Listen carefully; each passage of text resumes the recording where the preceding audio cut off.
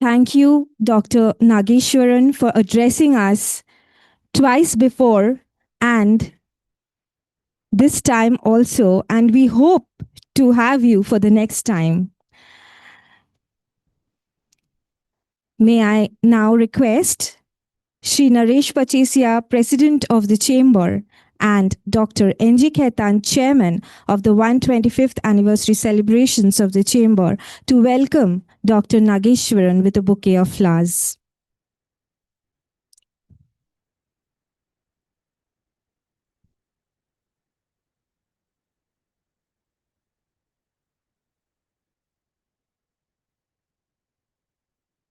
May I now request Shri Pachesia to commence today's special session on India, the Making of a Miracle with his welcome address.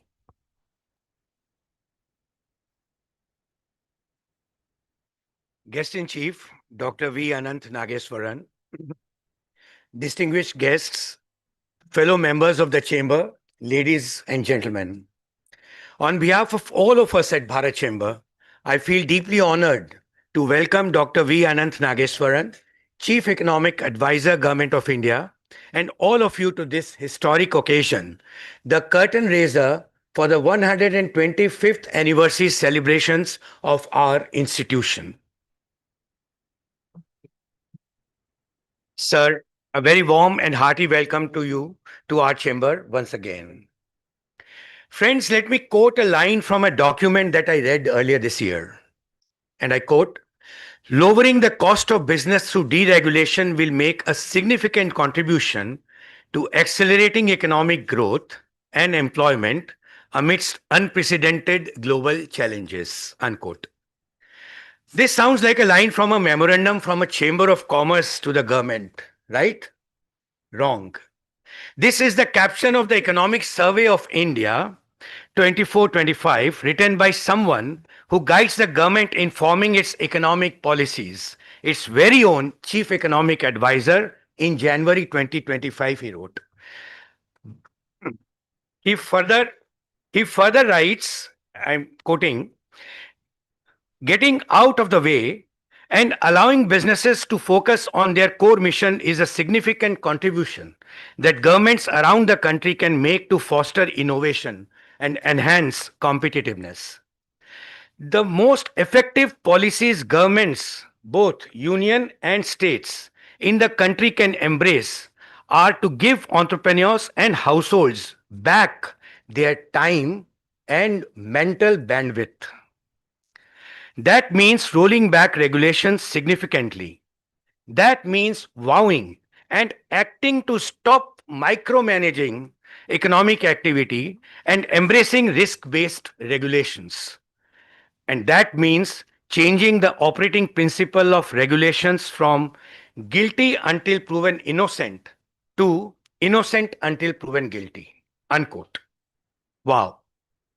This is a dream wish list for India's business fraternity that even it could not have communicated better, perhaps. In my 43 years career in the capital markets, following the economic survey each year religiously, perhaps this was the finest. Friends, those who have not read it, it will be useful and insightful to read, at least the preface to start with. Because as in this preface he writes that I'm sure after reading this you are going to read the insides also. Dr. Nageswaran signs it off with a line unheard of in the government. And I quote again, I am responsible for the views expressed and the errors, if any, committed in the document. Unquote. Leading by example, walking the talk, leading by example, and humility personified. I must say, I became a big admirer of you, sir, something I mentioned at the budget session of our chamber itself the next day. It's a true delight to have such a remarkable person, a person of his erudition as our chief guest at this auspicious curtain raiser of the historic milestone for our chamber's commemoration of 12 and a half decades of committed services to business, society, state, region, and the country. We are grateful to you, sir, for having spared some of your valuable time to address us. Sir, in his Independence Day speech 2025 from the ramparts of the Red Fort, our Honorable Prime Minister Shri Narendra Modi call for the use of Swadeshi products was a deja vu moment for Bharat Chamber of Commerce as it celebrates its 125th anniversary. It was founded in 1900, first by native businessmen to have a voice of their own at a time when colonial voices dominated business life. Bengal was the hub of the Swadeshi movement, as most of us are aware. From then till now, we have witnessed the economic story of India undergoing huge transformations through the pre independence era of imperial discouragement to the post independence nation building with socialistic economic models, popularly called the license quota nationalization era, to the liberalization and globalization era, to now passing through what future history may call it the deglobalization era. Navigating through these transformations, India's economy has grown from the periphery of the global economy to its very forefront as the fastest rising large global economy. A saga of transformation where scarcity has given way to abundance and fragility has matured into resilience. An economic miracle indeed, or not yet. Dr. Nageswaran may like to highlight where we stand today. There is a lot that we need to do amidst multiple challenges that we face.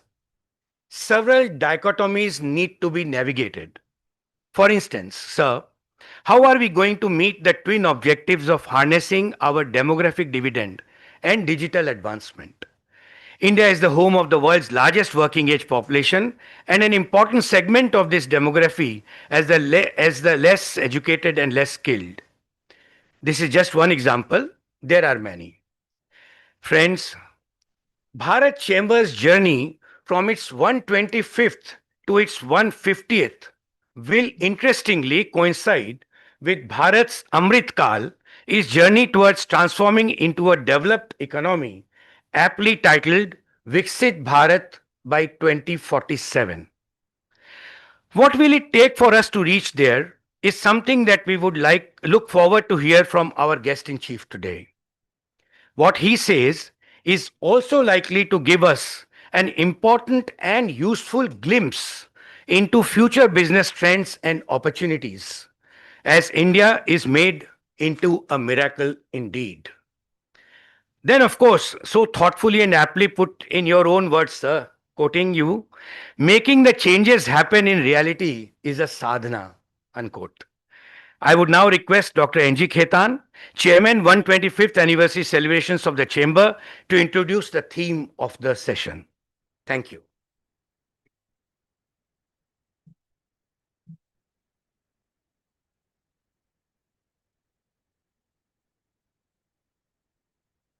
Not working. It working? Oh, okay now. Sir, welcome to the oldest chambers of commerce in India set up by the native Indians. Sir, the theme of today's session is India making of a miracle. Sir, to manage and control successfully Kumbh Mela, attended by 660 million people in 45 days, is nothing but a miracle. To have an equity mutual fund inflow of over 40,000 crores, of which SIP alone is over 28,000 crore per month, itself is a miracle. To be the fifth largest global manufacturing hub in the world itself is a miracle. To be the third largest consumer market in the world itself is a miracle. To have 120,000 startups with over 120 unicorns, it itself is a miracle. To have 70% of the Indians having a working age between 15 to 64 years in the world itself is a miracle. To have the largest diaspora in the world itself is a miracle. To be the fastest growing economy in the world today is itself is a miracle. To be the world's most largest and vibrant democracy in the world, it itself is a miracle.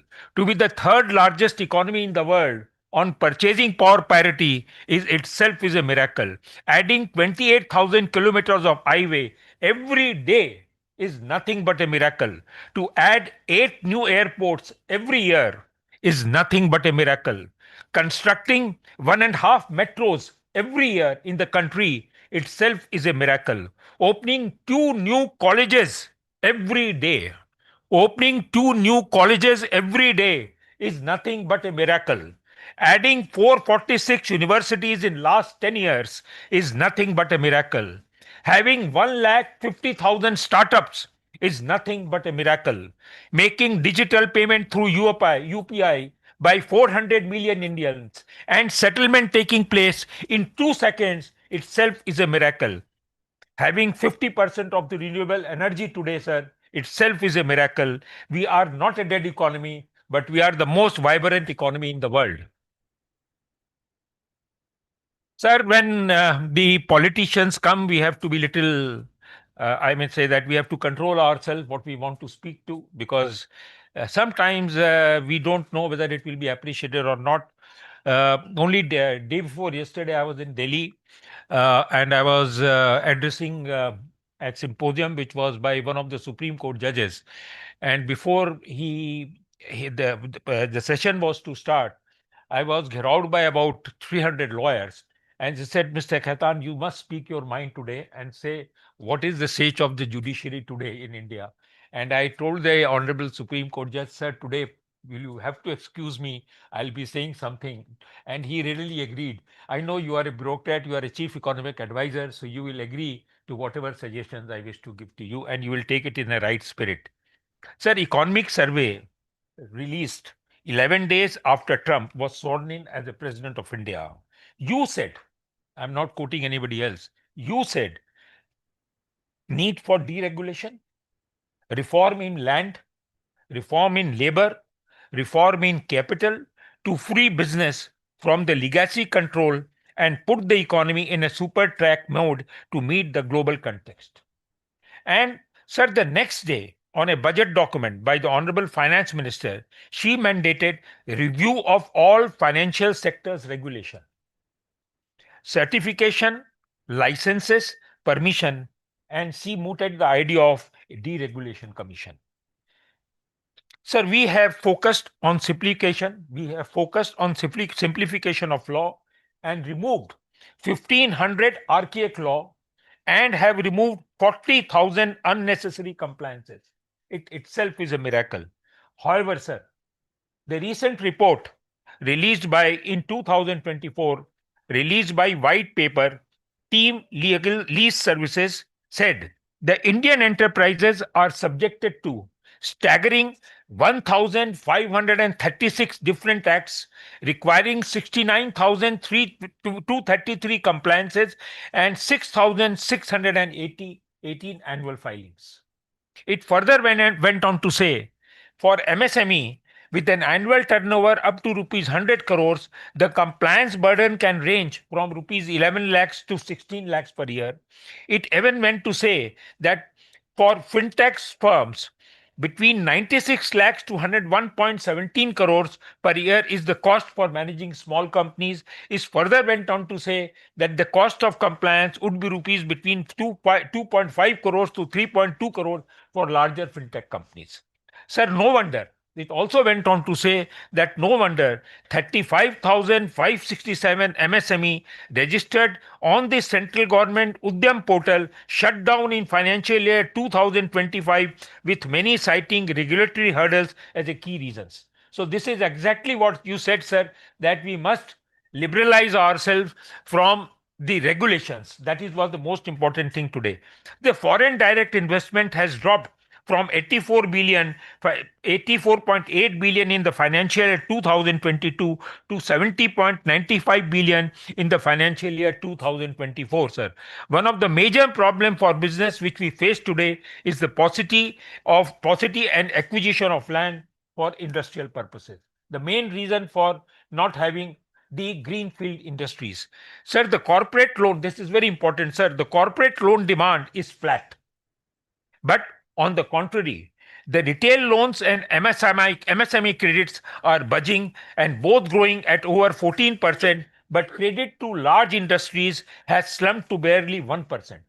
Sir, the credit growth to private capex is yet to be seen. Sir, one of the area of concern today in 21st century is we are going through a lot of war. This is a very, very important area which we are all concerned with. And in 2024, the total defense spending all over the world has been $2.7 trillion. And sir, if you take it per capita military spending all over the world, per capita military spending has been 334 US dollars. With this kind of per capita military spending on military, it is totally going to affect the economy of the world, because this will also hamper the growth in education, in sanitation. All these areas will be greatly impacted if this kind of money is spent on military equipments and wars. Sir, India today faces its own innovation gap. And this is also very important, sir. We file patents, but we do not commercialize them. In 2023, sir, India paid 14.3 billion in IPR outflow, but earned only 1.5 billion on its receipt. The RD spending remains 0.65% of our GDP. The government has recognized this gap, sir. The government has recognized this gap, and a very, very important announcement was recently made. That was not a small amount, but rupees 1 lakh crore for Anusandhan National Research Fund to support basic research and prototype. For this, sir, I want to really congratulate you that this area has been really taken very seriously, that we must go for research and development. So our ambition to grow from $4 trillion economy to $30 trillion economy can only be met if we start innovating. Sir, without innovation, we cannot grow, we cannot prosper. Sir, the innovation must be bold, the innovation must be time bound, and it must be able to tackle all our problems. Sir, we also need to look at textile sector, which is not only an employment spinner, but it is also it is also an export spinner. Sir, we have to adopt to 3F and 5F, sir. I'm sorry. It has to be farm to cotton, cotton to factory, factory to textile, textile to fashion, and fashion to world. This is what we need today, the 5F, sir. Sir, the other point which is very, very important today is the youth and the social media are now today strongly connected with each other. Sir, what we have seen in Nepal today is an eye opener. It is actually an eye opener. We must take care of our young population, sir. We must provide them employment, and not just employment, but the meaningful employment. Sir, these are some of the points which I thought I must bring it to your notice, and I hope you will take it in the right earnest. But sir, I must admit, and I honestly tell you this is from my heart, that I must admit the entire business community are happy today. The countrymen are totally satisfied with this new pronouncement on GST. It is really, sir, a great, but I would say a reform which will entirely change the entire economy of the country. Sir, recently, I mean, not going very far away, in last a month back, what the world is saying about us in last 1 month. According to IMF and Morgan Stanley, India is now a global growth leader, contributing 16% to the world growth. According to World Economic Forum, India tops in the chart for trust in business, NGO, fourth in media, where people are here, fourth in media, fifth in trust in the government, and for ease in doing business. So on 14th August, not very far away, 10 days after we were called as a dead economy, on 14th of August 2025, SP Global Rating Agency upgraded us for the first time in 18 years. Sir, it went on to say that India remains among the best performing economy in the world, and we shall continue to grow at the rate of 7% year by year, year by year, year by year. Sir, 10 years back, we decided to change India. 10 years back, we decided to reform perform, and transform. And today, sir, people like you have totally transformed India into a golden India, into a new India, and into a prosper India. Thank you very much, sir, for being with us this morning.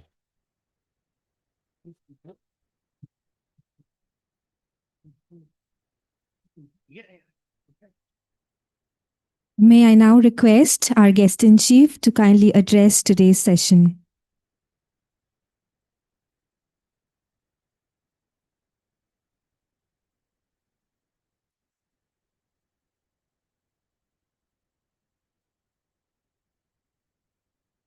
Thank you, President Pachesia, and thank you, Mr. Kaitan, for very excellent remarks in terms of setting the context. In fact,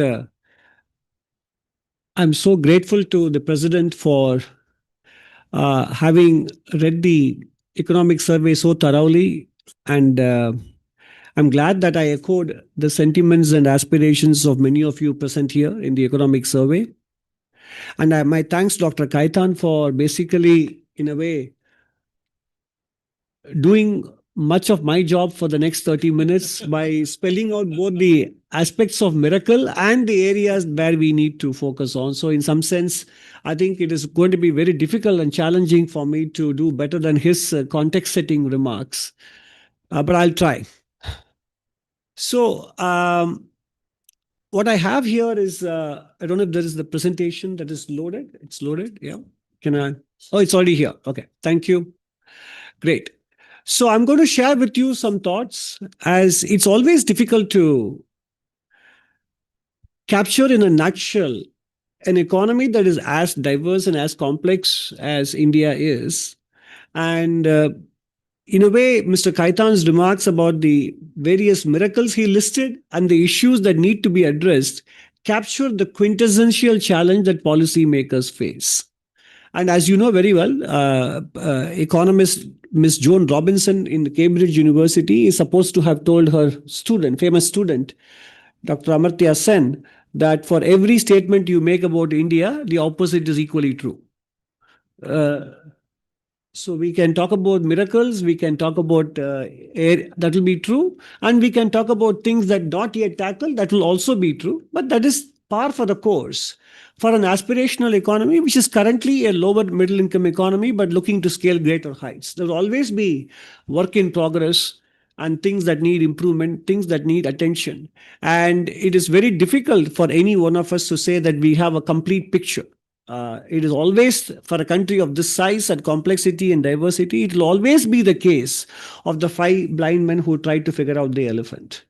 Okay, so with those remarks, let me also tell you that while we're all been riveted by the last 1 month of tariff-related news flow, tweet flow, or whatever it might be, or television remarks, the fact is, underneath the surface, beneath the surface, lots of conversations are going on between the two governments, as you might have also guessed quite correctly. And although I don't have a crystal ball or any inside information, I can say that my personal confidence is that in the next couple of months, if not earlier, we will see a resolution at least to the extra penal tariff of 25%. It may also be the case that the reciprocal tariff of 25% may also come down to levels which we were anticipating earlier, somewhere between 10 and 15%. That if that comes, that will be an even bigger occasion for celebration from the Indian context. Not only because it is not because our exports to the US are a very big sum.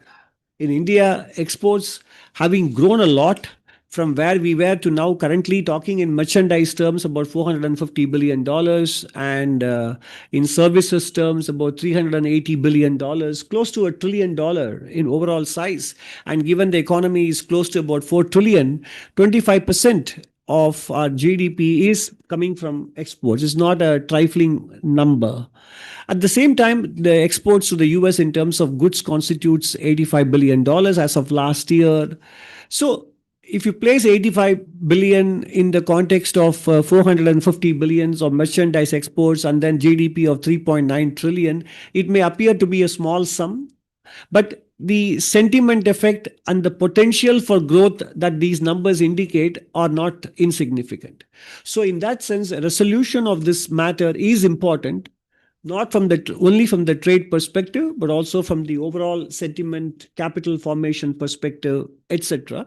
And I'm sure that in the next 8 to 10 weeks, and I don't have any particular basis, it's mostly my intuition. I hope that in the next 8 to 10 weeks, this issue will be resolved. So, that kind of being out of the way, I'll share quickly some thoughts on how the economy itself is doing and what needs to be done and what we will be doing in the on the government side, and what I will also want to leave with you to take away from this meeting as to what and how the private sector can contribute on addressing some of the challenges that are flagged in Mr. Kaitan's remarks. First of all, of course, these are quarterly data. We see the growth numbers over the last few quarters: 7.8% year on year in the first quarter of the current financial year is not a number that was simply driven by the low inflation rate, the deflator, as many people seem to say, because 55% of the GDP is calculated in the reverse manner. We calculate the real value first and then superimpose the deflator to get the nominal GDP number. So it is not driven by only the low prices, it is driven by economic activity. And if you look at the last 4 years, and I don't show this in this slide, our post-COVID growth rates 9.7, 7.4, 9.2, and 6.5 for last financial year, March 25. As of now, it may get revised by the time the final numbers come out in February next year. We have done far better than many other nations in the post-COVID recovery part. And that is why we remain the top fastest growing nation within the G20 space. And that is what you see purely on the right side from the first quarter numbers, but it's also true of the post-COVID growth rates in general. And where is this growth coming from? Activities in manufacturing and services are contributing. Of course, agriculture normally doesn't do so in April to June quarter. It's a summer months. But we know well from the tractor sales, from the sowing area under cultivation, the amount of water in the reservoirs and the kind of monsoon rains we have had, agriculture will be contributing in a big way in the coming 2 quarters to economic growth. And in fact, the numbers we have seen in July and August show that second quarter, we won't be surprised if the growth rate is again 7% year on year. The numbers are showing that the first 2 months of July, August are trending towards a fairly stronger growth momentum continuing rather than weakening as we would have thought ahead of the tariff. So that's a good thing. And that's one of the reasons why many people, in spite of the tariff uncertainty, are actually revising their growth forecast for this year higher rather than lower. And consumption spending is 60%, exports are 20.9, imports 22.8, and capital formation, that is investment spending by the government and the private sector, is 30.4%. In the current context, I heard Mr. Kaitan's remarks about credit to industry. I will talk about that later. In the current context, 30.4% capital investment in the economy is a good rate. We aspire to achieve Chinese levels of investment to GDP, but we should also temper that with the caution that it could lead to excessive investment, over capacity, dumping in other markets, which means they will retaliate, and it also means wasted capital.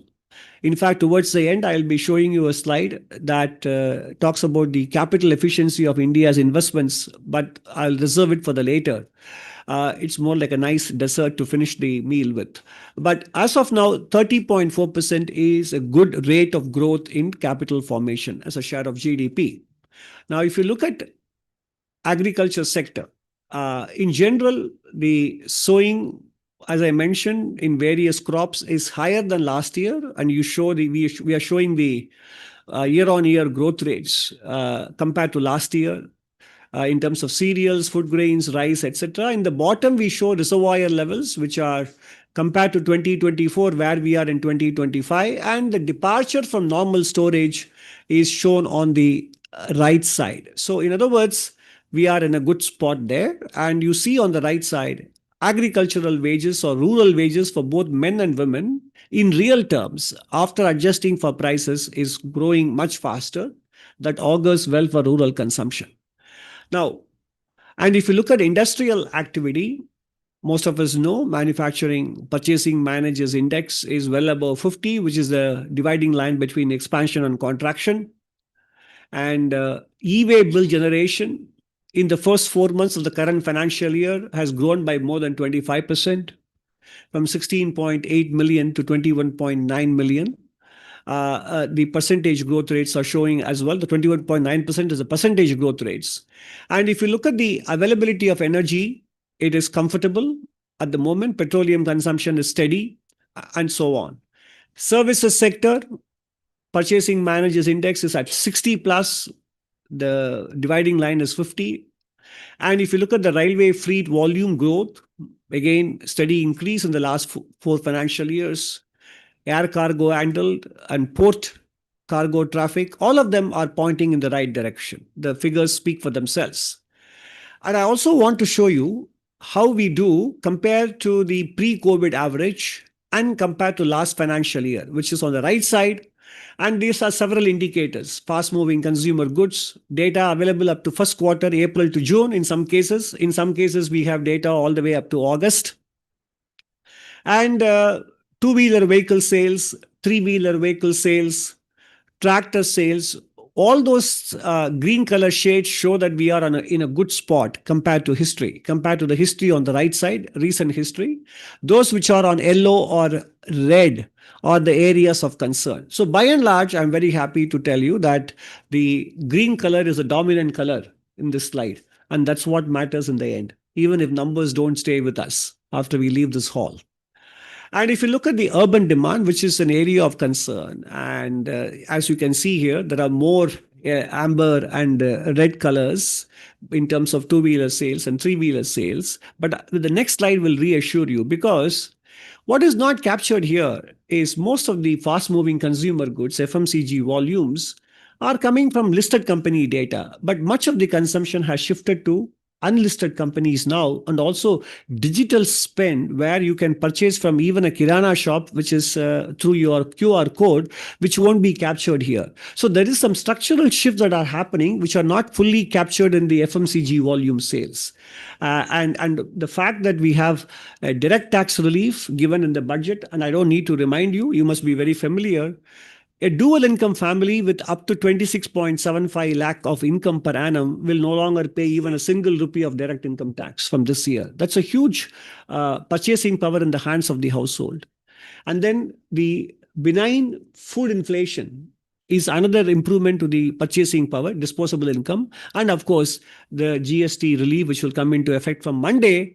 These three developments put together are creating a huge improvement in the disposable income or purchasing power in the hands of the urban consumers. So while these numbers present a mixed picture, you look at this slide, and I know it is populated with too many numbers, and we only highlighted the weaker ones, but everything else that is not highlighted actually shows at least 20% growth in the volume of digital transactions between June 2024 and July 2025. We have annualized it. This is from the National Payment Corporation of India website. They have started putting out these spend using UPI. And you can see most of the services sector activities, whether it is, the hospitality industry, eating out, various activities which are undertaken using QR codes have grown at more than 20% rate in the last 1 year. So urban consumption being weak may be based on some selected survey of indicators. But if you look at the bigger picture, urban consumption is not doing badly. And with these recent developments on the tax front, I think even urban consumption is likely to look up compared to the last year. Very quickly, Mr. Kaitan spoke about the credit growth.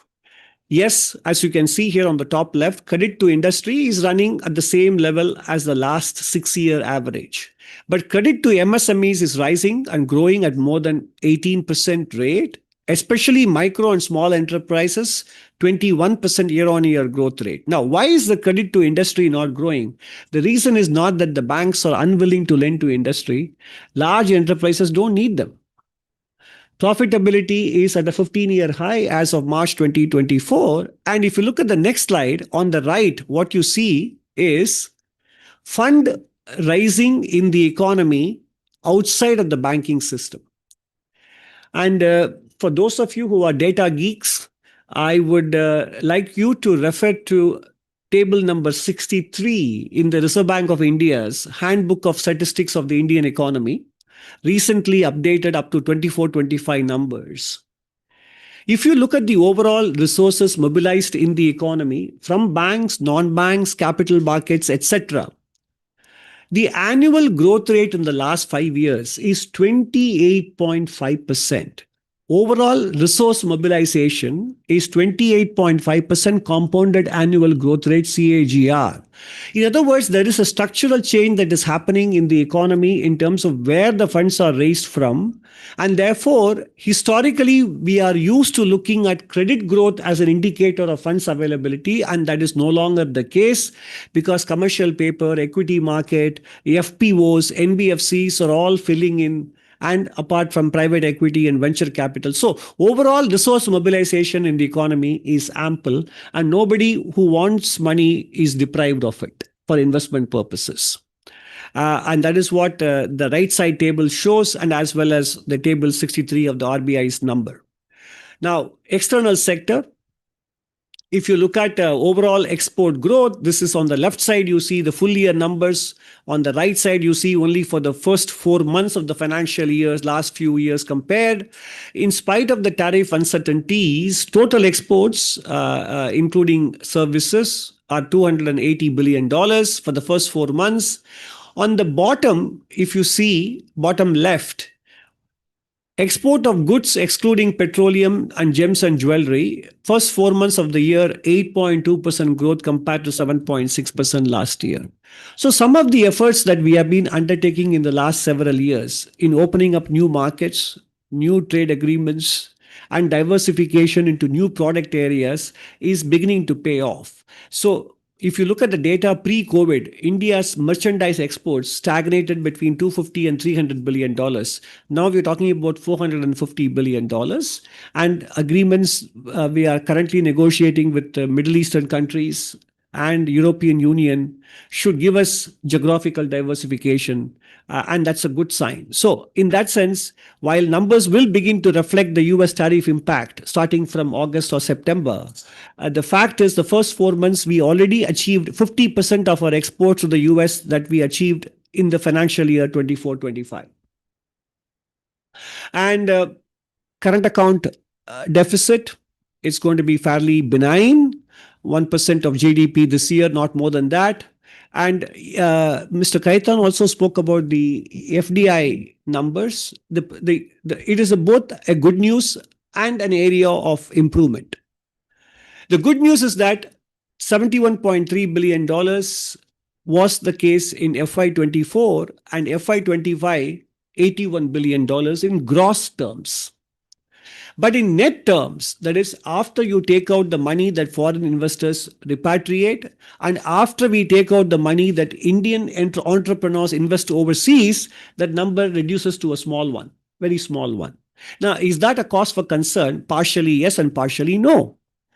The repatriation stems from the strength of the Indian capital market in the last 4 years, which is why there is so much of profits to be taken that if you have invested 30 years earlier in India, and as a foreign investor, and that investment's market cap valuation has grown so much, it doesn't make sense to leave it on the table. Now, the problem is the repatriation numbers show up in the year in which it is repatriated, but the underlying investment could have been made at any time in the past. So you are not corresponding it with the year of investment, but you're corresponding it in the year. So that is why there is a distortion, there's an exaggeration. It could have been investment made 50 years ago. I mean, take the case of Hyundai's Indian subsidiary, Indian operations IPO. When it was valued, the Indian operations alone contributed 45% of the total market cap of the entire Hyundai group and it is too much of money to be left on the table. So the ownership passed hands from foreign investors to domestic investors. But it was not a vote of no confidence on the Indian economy. It was not. So, in that sense, the fact that companies are able to repatriate is actually a good incentive for them to bring in more money. And that is why, in gross terms, in the first quarter of this financial year, in gross terms, we are running at an annual rate of $100 billion. The first quarter has seen $25 billion of new investment. I will be concerned if fresh money is not coming in. But fresh money is coming in. This is not to say, once again, as we said, whatever you say, the opposite is true. It is not to say that there are no areas of improvement that we need to do in making ourselves attractive for FDI as well as for domestic investors, which is where the deregulation bit comes into play. There is much more to be done in terms of tax certainties, tax processes, safe harbor rules, transfer pricing, advanced pricing agreements, etc. Much more needs to be done, which we need to do. But the numbers themselves do not necessarily indicate areas of concern. And forex reserves are at a very healthy level of 11.4 months, and we don't have too much of external debt to worry about. So at this stage, if the Indian rupee were trading around 88 rupees to a dollar and it has been depreciating against a depreciating US dollar, for the time being, I would say it's actually a good thing because it does impart a certain sense of export competitiveness for the time being. And I don't think, if you ask me, for the next 5 years, will the Indian rupee keep depreciating? I don't think so. If anything, I'm more inclined to believe that the kind of rupee strength we witnessed between 2003 and 8 is more likely than a rupee weakness in the next 5 years. Because of American government's willingness to tolerate a weaker dollar, and because the Indian economy's underlying strengths will shine through in otherwise uncertain world economy, etc. As once upon a time foreign exchange forecaster that I was, post my PhD for about 18 years in the industry. And I always tell my students when I taught that if you want to forecast a currency up to 3 years, you simply pick out a coin from your wallet, toss it, and whichever way heads come, you can say depreciation. If tails come, appreciation, and you have as good a chance of being right as being wrong. So in other words, currency forecasting is a mug's game. And up to 3 years, it's a matter of luck. But getting the longer term trend is reasonably easier compared to up to 3 year time horizon because fundamentals eventually assert themselves. And on that basis, I can say that over the next 5 years, I don't think we should be concerned that the rupee will continue to depreciate and become weaker. It is more likely to hold its value and even become stronger compared to where we are today than becoming weaker from where we are today. And these are all headlines of various foreign companies putting their bets on India. And you look at surveys of many FDI surveys, most of them still express a lot of optimism about investing in India. In terms of greenfield investments, India still remains an important preferred destination. Now, moving on to the important areas of action. So what is it that we want to achieve in the next 25 years and longer and beyond that? Continued emphasis on public investments, which we have taken from a very low level. I'll show it to you later. Incentives to boost private investment, which is what we have been doing in terms of the Anusandhan National Research Foundation, the Research and Development Innovation Fund, and the ease of doing business. So in fact, boosting private investment, enhancing manufacturing capacity are all served very well by the fourth bullet point, systematic deregulation and ease of doing business. Improving efficiency through digitization, boosting agricultural growth and productivity, emphasis on educational attainment and skilling, and promoting youth employment. I'll quickly walk you through all of these dimensions. First, starting with capital formation. In general, we have done well. If you look at where we were in 2000, if you start the index at 100, compared to all other countries in Asia Pacific or Indo-Pacific, you can see that India has done as well as Vietnam in constant prices in terms of overall capital formation in the economy. And if you look at it in current price terms, again, barring Indonesia and Vietnam, India's investment, notwithstanding the 10 years of banking crisis we had between 28 years, 2013 to 2020, and then the COVID. In spite of the banking crisis, our investment rates are holding up very, very well.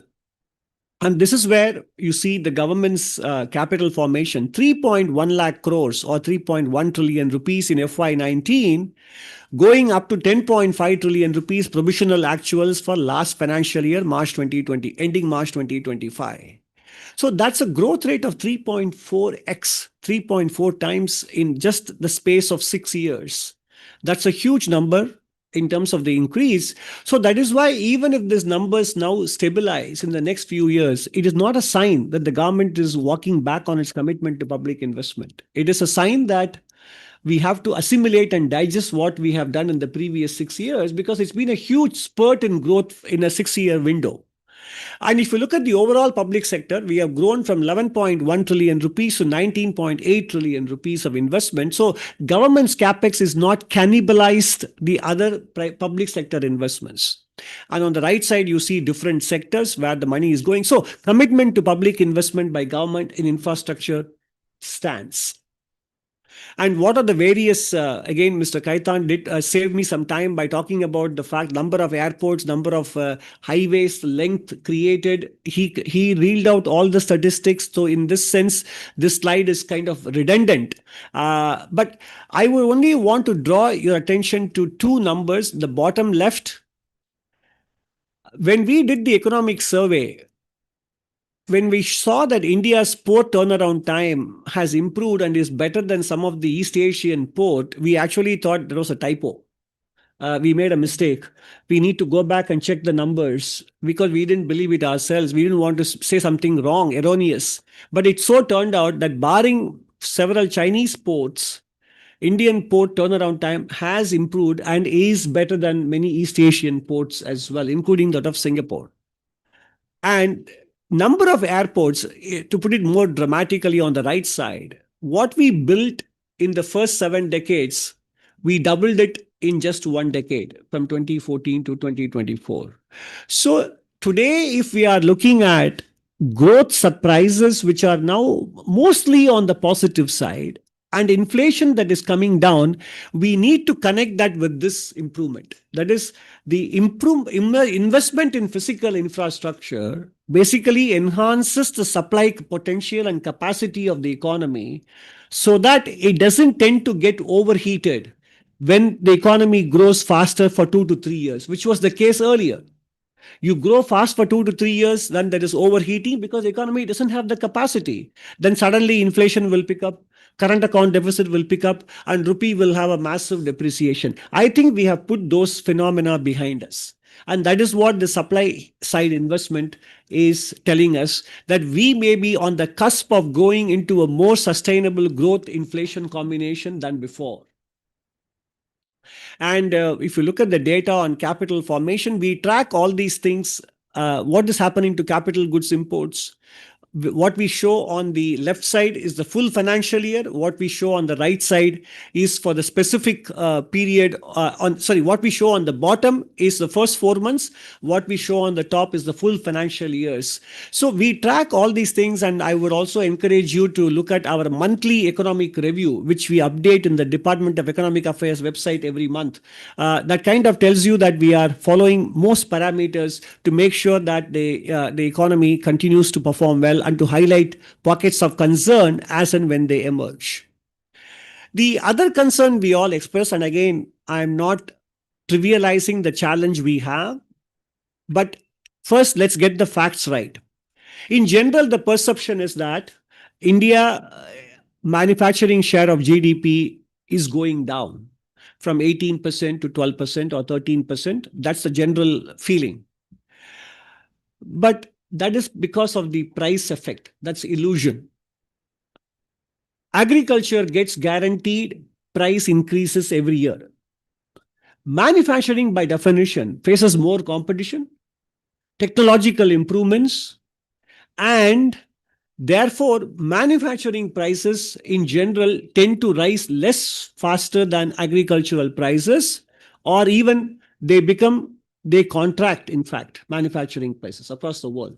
So as a result, when you look at everything in nominal terms, because agriculture value goes much faster because of price guaranteed price increases and manufacturing prices rise much more slowly, it is natural that the manufacturing share of GDP will look lower in nominal terms. And that is what you see on the left side. The price of agricultural deflator or the price index is rising much faster, whereas manufacturing prices are more slowly rising. So if you look at it in constant prices, manufacturing share of GDP has not risen, I agree, but it has not fallen. It has remained constant around 17 to 18%. We need to do a lot better. I'm not denying that. At the same time, there is no need to wring our hands in despair. That is the point I want to make in this slide. Now, coming to the MSME sectors, if you look at on the right side, receivables exchange, access to finance is a big area of concern. It still remains so. But again, while we say the glass is half empty, it is equally true that the glass is half full. From nothing in FY18, more than 2.3 lakh crores are discounted through the receivables exchanges, which means our MSME sellers get their money immediately, and then the financial institution collects it from the buyer on the due date because the bills are discounted immediately on the exchanges. This is a growth rate which is even difficult to calculate, from 1,000 crores to 2.4 lakh crores in just about 6 years. Again, not to rule out the fact that we need to do a lot more, but the trend is in the right direction. And in terms of the PLI for white goods, 43% of the new applicants came from MSMEs. And you now correlate this with the very strong credit growth to MSME sector, which I showed you earlier. We are moving in the right direction. And we are also opening up new markets for MSMEs as well. And the Open Network Digital Commerce, ONDC, similar to UPI, although it has been a bit slower, it has got the potential to transform the market landscape for our MSMEs, because even the smallest MSME can easily access global markets digitally without having to create the infrastructure. So ONDC, by the end of the decade, will have made a huge difference to MSMEs in terms of their ability to grow their market beyond our boundaries and borders. And this is the most important thing. Again, deregulation or smart regulation is the way to go. The Indian state has a problem in terms of capacity, and therefore to offset and compensate for low state capacity, we have kept the rules extremely onerous and rigorous, including decriminalization. Although I must point out, some of the team lease numbers are a bit exaggerated. For example, if there is one rule that is prevalent in all 28 states, they count it as 28 compliances to be handled. So in that sense, the headline numbers in terms of the number of compliances, rules and regulations which Team Lease had put out has an element of overstatement, but I don't deny the problem, which is why I made the theme of the economic survey on deregulation. But what I'm happy to report to you is that the two high-level committees on deregulation and Viksit Bharat have been constituted under the former Cabinet Secretary, Mr. Rajiv Gauba. And there are two informal groups of ministers looking at deregulation now, apart from the high-level committees. And third and most importantly, since the economic survey was completed, under the leadership of the Cabinet Secretary, state-level deregulation has been proceeding quietly below the surface for the last 8 months. And in the next economic survey, I'll be very happy to present you the dashboard of how many states have done how much. And I'm happy to tell you, give you a preview, that most of the boxes are green rather than red or amber, as in the case of the previous slide. So there is a momentum that is building up. There is an awareness. It is a long journey because we have so much of rules and compliances to look at, eliminate or simplify or consolidate, create avenues for third-party certification, self-certification, extend the validity of certifications or licenses given from 1 year to 3 or 5 years, etc. Multiple areas. So, for example, If you count the total regulations or restrictions on women working across the Indian states, between 180 to 190 occupations and sectors across states are closed for women from working because they are considered too dangerous.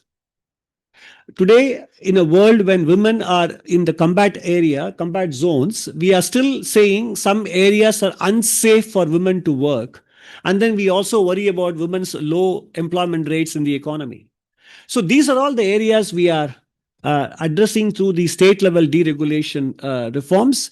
He also correctly pointed out about the land as an important area. It's a huge cost. It is a fixed cost. There again, you will be partly amused and partly disappointed to note that between parking regulations, states have parking regulations to the extent that they prescribe the number of two-wheeler, four-wheeler, three-wheeler trucks that every factory unit should reserve space for. States are so prescriptive about the parking space. And the setbacks on the four sides of the building. And then the very low floor area ratio. If you take all these three into consideration, no business can actually have production in the ground floor at all. Everything in the ground floor has to be set aside. You can imagine a manufacturing unit not being able to use the ground floor if you are compliant fully. Then you can't have production happening in the first floor and above in terms of moving machinery and equipment and goods, raw materials, etc. These are all the ways in which small and big we have added to the cost of doing business. The more important dimension is not about ease of doing business, but it's about ease of being honest. Ease of being honest. What our 75 years or 80 years of rules and regulations have done is to make it costly for Indian businesses and households to be honest. Because compliance costs are so high that it becomes very tempting alternative to take shortcuts or compromises. So the important purpose of the not only deregulation but smart regulation is to make it easier for Indians to be honest. And that is where the trust building has to happen. Because one of the reasons why India hasn't lived up to the potential that it could given its size is the lack of underlying trust between government and businesses and between businesses and businesses. That is why we score very low in the ease of doing business on contract enforcement. And it is not just a public sector phenomena, it is a private to private phenomena as well. And for those of you who are interested, you must pick up a copy of evolutionary biologist Joseph Heinrich's book, The Weirdest People in the World, which came out in 2020. And the word weird is an acronym. Western, educated, rich, industrialized, and democratic is how the weird is expanded. So it's not an easy book to read. It's a sort of a dense one, but I would recommend that you take a look at that book and go through it. That kind of tells you why some of these societies in Asia, Africa, etc., have found it difficult to scale, whereas Western societies could scale. And so it is not just a matter of government deregulating, it's also creating a trust-based society, and how that happens is a very interesting book to read. Agriculture, again, much more needs to be done. Look at the productivity of crops. Annual average growth is 2.6%. Look at the allied activities. The growth rate is much higher. Livestock, fishing. Why? Agriculture is more, food grains are more subject to government intervention, whereas allied activities conform to market rules and regulations much more. There are less restrictions on them, less government intervention in those areas. And that's exactly what we need to do on the food grain side as well. And what we have done in micro irrigation, we need to replicate in overall surface irrigation and also bring down the depletion of groundwater. And agricultural productivity growth in the last 10 years has been good in some areas, but somewhat mediocre in a few areas. We are well below global average yields in several dimensions. On the bottom, you see the various schemes we have announced, but more importantly, empowering farmers to sell in the market at whatever price they can get to whichever market they are willing to sell to. I think that is the dimension to go towards. And we kind of made an attempt on it in 2020. We have to revisit that again. And in terms of education and skilling, these this slide lists the various initiatives that the government has taken in the last 10 years, and more specifically in the last two budgets since the government came back for the third term. Whether it is in expanding the capacity in institutions, establishing skilling centers, and focusing on artificial intelligence, and also the more recent employment-linked incentive scheme, etc., there is no dearth of initiatives. But this is an area where it takes two sides to clap, and private sector and the demographic bulge, the youth also have to play their part. And this is where I want to leave some thoughts on the table with you. It is not only about education and skilling that will enable us to realize the demographic dividend. It is physical, mental, emotional health as well. Consumption of ultra processed foods, consumption of smartphones, screen time, and social media, more than education and skilling, are the biggest risks to India reaping the demographic dividend. India is a growing market for ultra processed foods, and that's not a good sign. And as I said on the right side, we should not become unfit before we become rich. I think that, and this is an area where only government regulation alone will not help. It is a combination of personal initiative and initiatives of the private sector in terms of food labeling and also healthy emphasis in the workplace, etc. All those things matter. And then combination of screen time, social media consumption means those who are digitally addicted are at extreme risk of mental distress or suicidal thoughts. Professor Jonathan Haidt wrote the book, The Anxious Generation, in the last 10 years in the US, and it is true for many countries across the world. So therefore, emphasis on physical activity, emphasis on being able to communicate in mother tongue, interacting with people in person rather than through screen, all these things will make for emotionally and mentally healthy demographic bulge. Now, quickly moving on to the current set of reforms, the Income Tax Act, the GST rationalization are also part of structural reforms apart from deregulation that we are undertaking over the years. And these rates have been notified yesterday.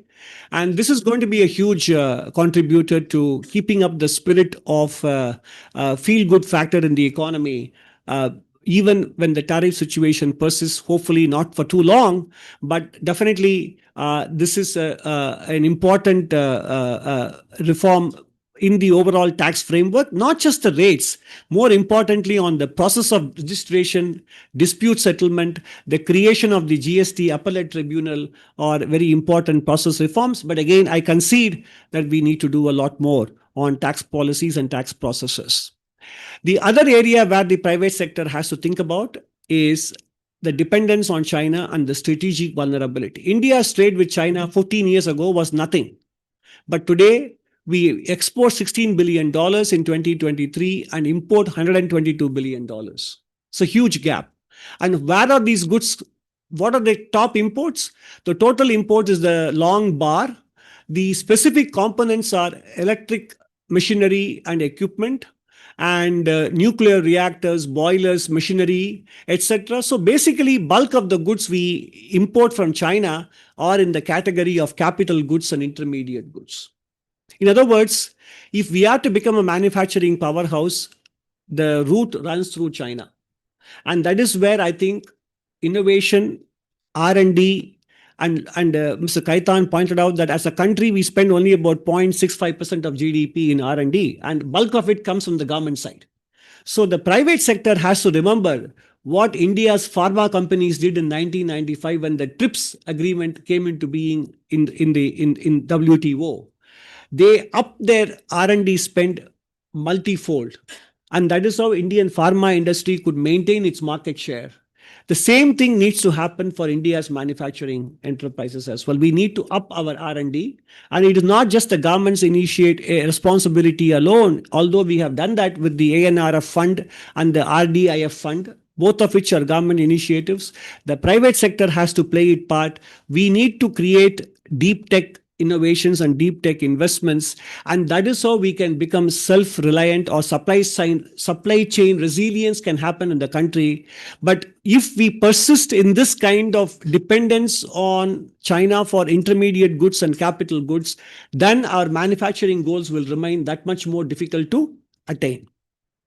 And when it comes to renewable energy transition, whether it is lithium, copper, graphite, cobalt, etc., much of them are still imported from China. So every single solar panel we install, every single electric vehicle we sell in the country, we expand our trade deficit with China.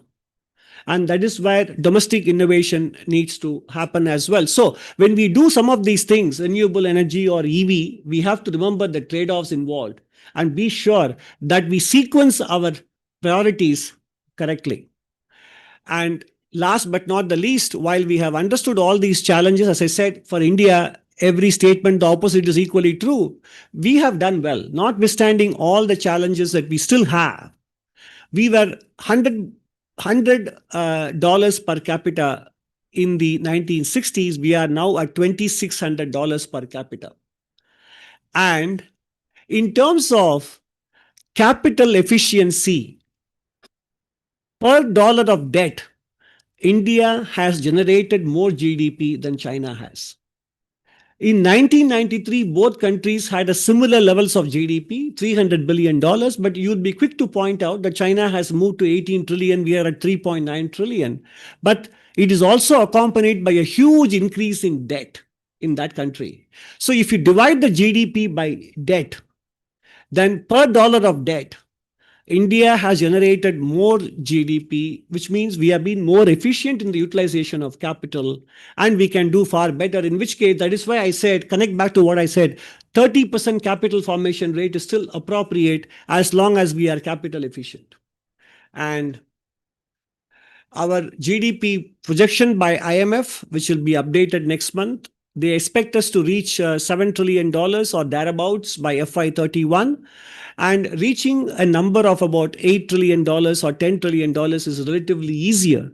But where do we go beyond that? Let's say beyond 2035 will be an important challenge. And we are being asked to do so in a global environment, which is that much more challenging compared to what East Asia faced, what China faced in the last 30 years. We have entered into a period of deglobalization or slow globalization. And energy transition is a much bigger challenge, which other countries did not face when they were growing. They could burn fossil fuels as much as they could, which we can't do. So we are facing not much more extraordinary challenges. But again, our track record gives us hope that we can overcome these challenges and continue to grow. Summarizing, the first quarter growth has a carry forward momentum. Domestic demand is expected to strengthen.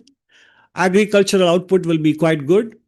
Strong fundamentals have given us credit rating upgrade by S&P, DBRS, and yesterday by a Japanese credit rating agency called R&I. So this year we have received 3 credit rating upgrades, which is a testimony to our fiscal prudence and responsibility.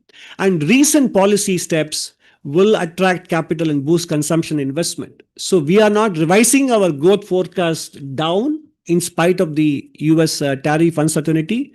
If anything, the prospects look very bright that the actual outcome will be closer to the upper end of the range than the lower end. Thank you very much. And I am willing to take some questions here. Thank you so much, Mr. Nageswaran. What a fantastic session it has been. Ladies and gentlemen, when we were having a dialogue regarding in the making of this event today, there was a counter charming of each other. I was trying to charm him towards a little more, and he was charming me out of it and things like that. And he said a line in that, Mr. Pachisia, this is a country of 140 crore people. There is only one chief economic advisor, and I have a job to do. And I think we can see what a wonderful job is being done. Another round of applause for this, friends. So as the CA has already mentioned, can we have quick questions? Only questions, please, no statements.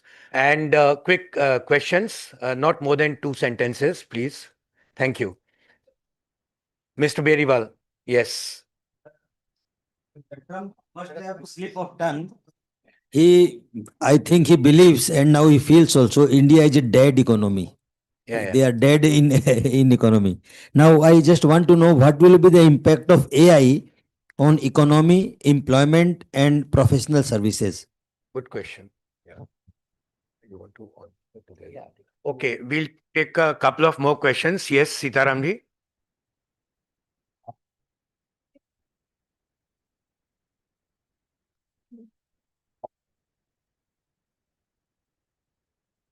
First of all, welcome, Mr. Nageshwaran. I've been following you even before you became Chief Economic Advisor. For two reasons. For being very honest and frank. And you started with that. Whatever you said about India is true, and the opposite is not untrue. About your looks, I will tell you, you look like a Naxalite of Naxal days in West Bengal, more than an academic or a thinker. Now, my questions are in fact, when I was the president, I made a rule that during the interaction, there will be no observation. There will be only one question so that many more can participate. And I'll follow that. But the present president is a little liberal in the liberal economy. So my question will be one with two parts. Sir, please tell me, given the present geopolitical situation, and I have been heading the only think tank of the government of India, Makais, and I know the geopolitical issue is very important, and that is also very close to your heart. In the given situation, do you think that whatever structural reforms India has done, are we really fully equipped to face the geopolitical situation prevailing right now? As you know, with the Trump's tantrums and China's increasing footprints on the global economy. Sir, just two sub-questions rather, sir. You know, the chamber is largely consists of the private people, private industry. And I think you have been very particular about one aspect, about the cost of honesty, and which applies only to the private sector. So what is this concept of the cost of honesty? You recommend them to be honest, or you recommend to be little dishonest and maintain the efficiency and all that, sir? And the final question is, my sir, now you see, Mike, go. he said that regarding this, what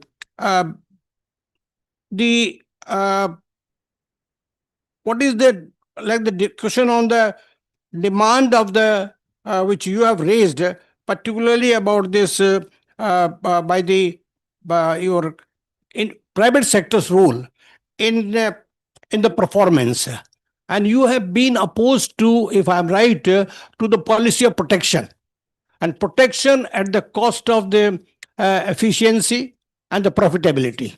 Sir, we in private, since we consist most of the people are from the private sector, we would like to know that about your views on the protection. Thank you, sir.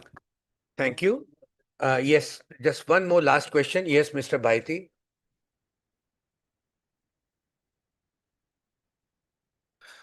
Sir, you rightly pointed out that social media is becoming a challenge for the youth.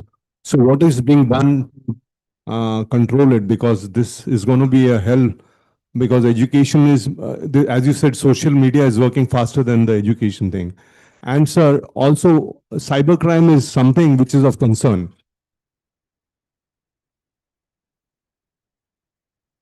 Sorry. Sorry. The cybercrime is also something which is a matter of big concern, sir. So what is being done to handle these menaces? This question from Anand Bajar Patrika. You say that one of the demand will be this recent changes in the GST rates, bringing down of the GST rates. But you see that the government said that the 48,000 crores will be less collected from the GST in comparison to 24-25 collection was 22.08 lakh crores. That means only 2.11% Now the consumers will be benefit as on date only 2.11%. Do you think that with this money they can go for massive buying and which can boost the economy? Thank you. Last question from Udit Mukherjee, Times of India. During your presentation, you mentioned that this fiscal, we have already achieved 50% of the volume with US trade. And as you were expecting that in next few weeks, there may be some development on that front. So for the whole year, what is your expectation? Will it be exceeding last year's figure or it would be lower? Thank you. Thank you. Over to you, Mr. Nageswaran. Okay. Sir, you mentioned that with every EV sales, current account deficit rises. With China, yeah. No, the current account. You finish your statement. Yeah, okay. My question is about does government of India has any any estimates what we have underground? I mean, the lithium reserves, all the others, China have fantastic lithium reserve and all the rare earth, they are dominating.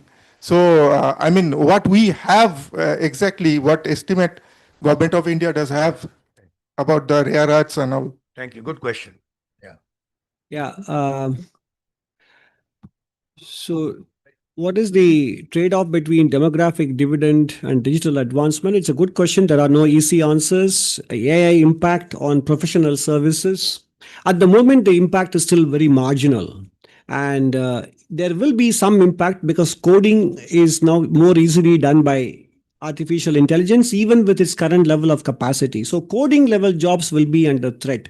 Whether anything beyond that will come under threat also depends on whether AI delivers on the promise so far. But the most recent editions of AI have not lived up to their hype until now, which is not a bad thing from an employment perspective. So at this stage, it's difficult to be very precise about the impact AI will have on professional services, except to say, as many people have said, coding jobs will be more or less unnecessary, and people have to therefore move on to making themselves more employable through value-added skills. Now, are structural reforms likely enough? That's again very difficult to say because geopolitics is constantly evolving. So structural reforms also have to keep on evolving. We cannot say what we have done so far will be adequate because the goalpost keeps shifting in some sense. I think we need to keep at it in terms of bringing global value chains into India. We need to keep at it in terms of deregulation. We need to keep at it in terms of security expenditure. So there are multiple areas in which structural reforms have to proceed. And ultimately, it's about the resources available with the country, including the government. And that in turn comes from economic growth. So I think again, Mr. Kaitan's initial remarks about the importance of land reforms, etc., where we need to do a lot more. But bulk of these reforms also lies in the hands of states. And therefore, I wouldn't say that whatever structural reforms we have done so far, will they be enough in the current geopolitical context? I think regardless of the geopolitical context, given the current state of our low middle income status with our aspirations, I think structural reforms is something that needs to be in play continuously. Now, what I meant by ease of being honest is rules and regulations have made it more costly to comply and be honest. The amount of, as President Mr. Pashisha said in his initial remarks, the number of forms we need to fill, the amount of bandwidth we have to expend, especially for small and medium enterprises, is so vast that it is very tempting to take shortcuts. And the moment you take shortcuts, you're not being honest. So the requirements have made it more difficult for people to be compliant and honest.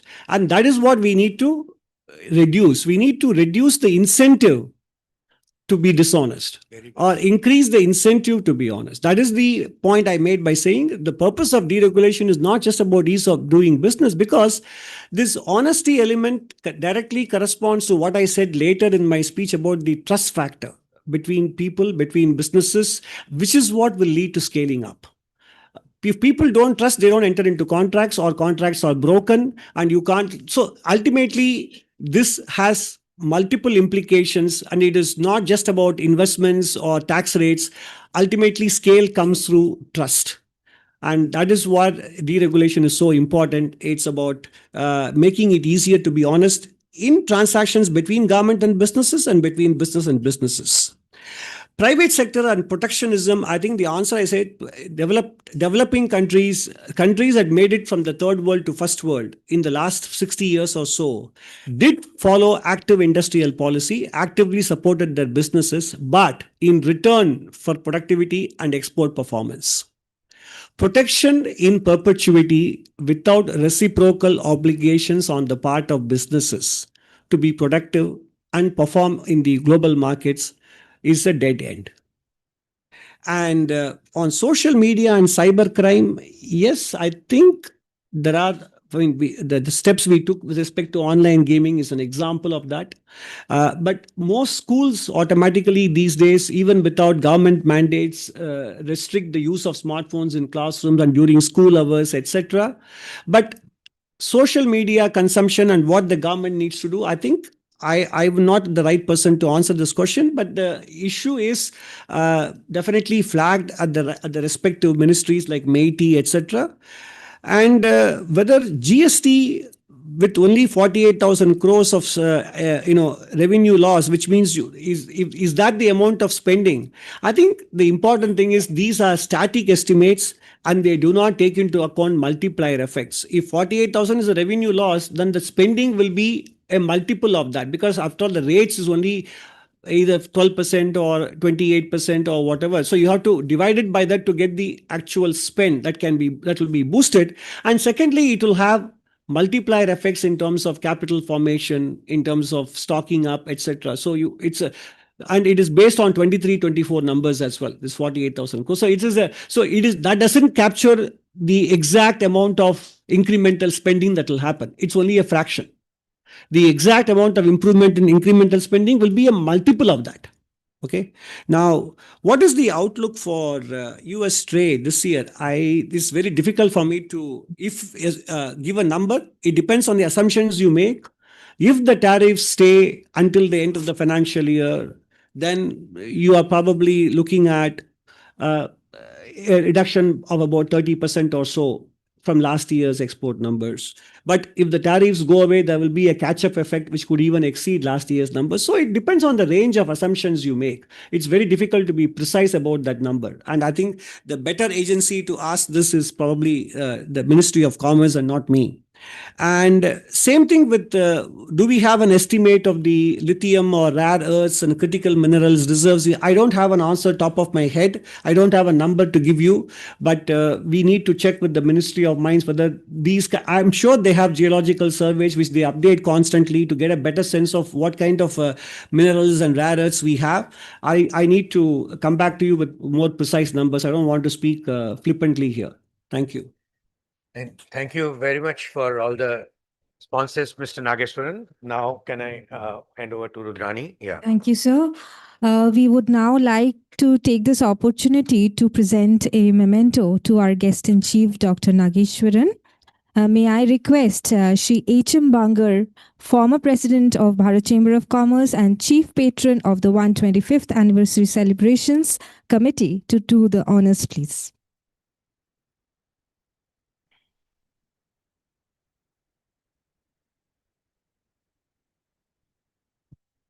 May we please have a huge round of applause for our guest in chief today.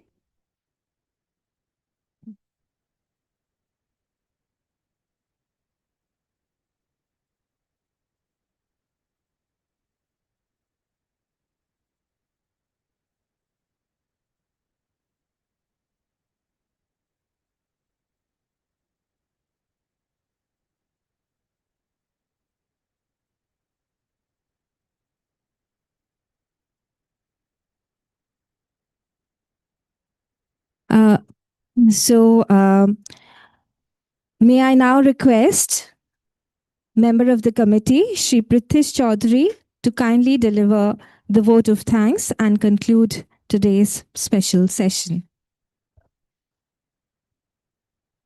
All our honorable past presidents and Mr. Panda, please come over for a group photograph on this side of the table so that we can all have a group photograph here. Thank you. Thank you. Dr. Nageshwaran, Shri Bangar, Dr. Ketan, Shri Pachesia, distinguished guests, members, ladies and gentlemen.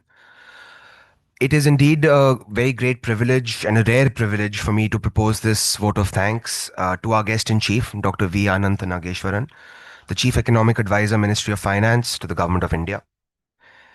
At the conclusion of this special session on India, the making of a miracle, marking the curtain raiser for the 125th anniversary celebrations of the Chamber.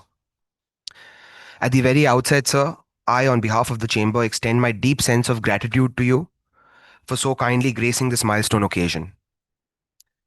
Sir, your reflections today have really inspired us to continue to look at India's economic journey with a justified optimism. A journey where challenges are transformed into opportunities, where resilience fuels progress, and where vision translates into growth. You have reminded us, sir, that the true strength of our nation lies not only in our policies and our institutions, but also in the collective will of its people to innovate and to persevere. Sir, as a member of a large chunk of our working population, the youth, I would like to reiterate my confidence in a Viksit Bharat and our collective determination to turn that dream into a reality. On behalf of all our members and the Chamber, I once again express our deep gratitude to you for gracing this milestone occasion with your presence. I also extend my sincere thanks to Shri H.M. Bangar, the Chief Patron, and to Dr. N.G. Khaitan, Chairman of the 125th Anniversary Celebrations Committee, all our former presidents for their wise counsel and guidance in steering the initiatives. My thanks are also due to all the distinguished dignitaries and industry leaders who have enriched this occasion with their august presence. Finally, I convey my heartfelt appreciation to all the members of the Chamber, without whose active participation and contributions, the curtain raiser of this 125th anniversary celebrations would not have been so meaningful. With these words, I would request all of you to join me in carrying a hearty vote of thanks to our guest in chief, Dr. V. Anant Nageshwaran, with a loud applause, please. Thank you.